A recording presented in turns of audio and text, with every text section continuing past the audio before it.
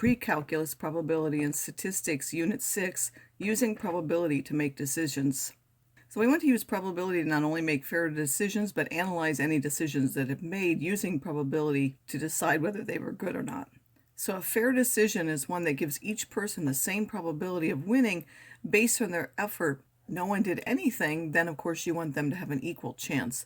But if they put forth effort, or they've given money or something, and you have a chance to winning or getting some award, you want their effort to be taken into account.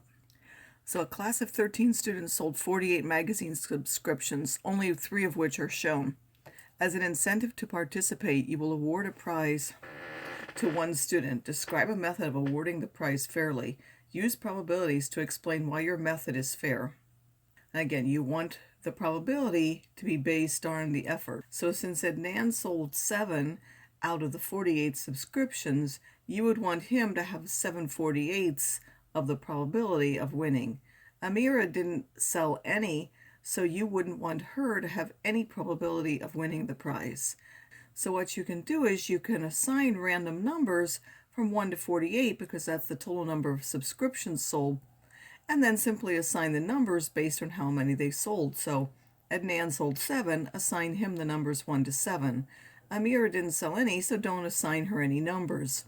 Dana sold 3, so assign her the next 3 numbers, which would be 8 to 10.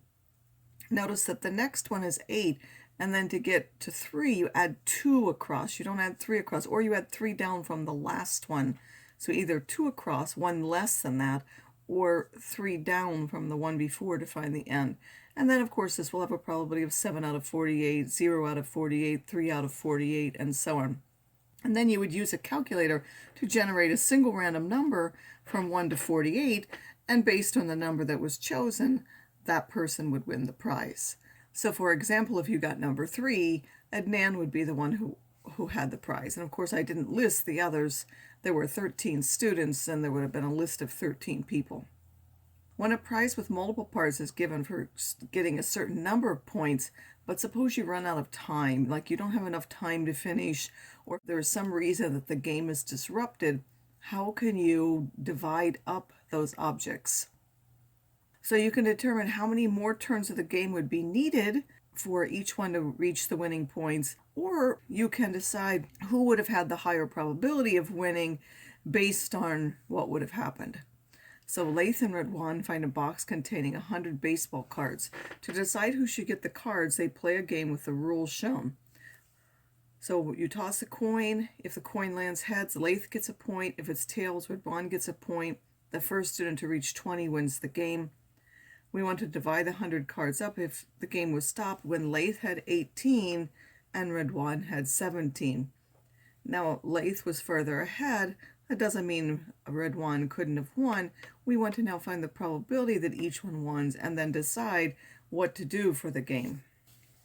So the solution is the possible things for remaining are heads and heads, because that would make Laith win, because remember that Laith gets a point for every heads, and he already has 18. So if he gets 2 heads, he's going to win, whereas Laith needs 3 tails. Why, these are the ones that allow us to have what? Either 2 heads or 3 tails with nothing else before that would have won. Because they're independent, each one of these has a probability of a half. So for example, this one has a probability of a half times a half, or a fourth. One with 3 outcomes would be a half times a half times a half, or 1/8, and one with 4 of them would be 1/2 times 1/2 times 1/2 times 1/2, which would be 1/16. So now which of these has Laith winning? Well, they're the ones with the 2 heads in them, which would be this one, this one, this one, this one, this. Those, they would have Laith win. So all of these would have Laith wins, and then the one with 3 tails would have Radwan wins. So now the probability that Laith wins, well, each one of these is mutually exclusive from the other, so I just have to add their probabilities together. This one has a probability of a fourth, then there are 2 of them that each have a probability of 1/8, and then there are 3 that each have a probability of 1/16. So if you add those all together, you would get 11/16 for Laith. These 4 make Radwan win, The first one has a probability of 1/8, and each of these three has a probability of 1/16, which would make 5/16.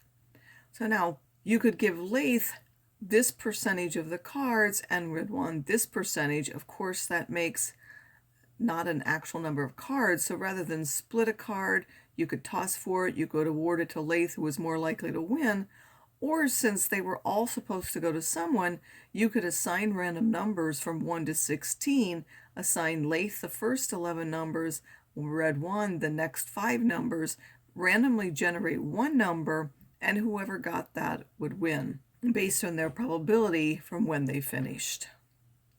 We can use tree diagrams or two-way tables to arrange probabilities and then compare to see if a decision is sensible. So we have Waheed, who operates an order filling machine that has an error rate of 0.05%. He installs a new order filling machine that has an error rate of only 0.01%. The new machine takes over 80% of the order filling tasks. One day, Waheed gets a call from a customer complaining that her order wasn't filled properly. Waheed blames the problem on the old machine. Was he correct in doing so? So we want to look at, since we know that there's an error, what's the probability that it was the old machine, or what was the probability that it was the new machine, since we know that there was an error?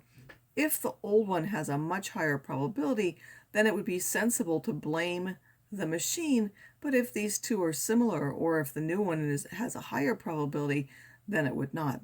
So first we have to look at the probabilities that we have and decide whether they're conditional or unconditional. It says the new machine takes over 80% of the order filling task.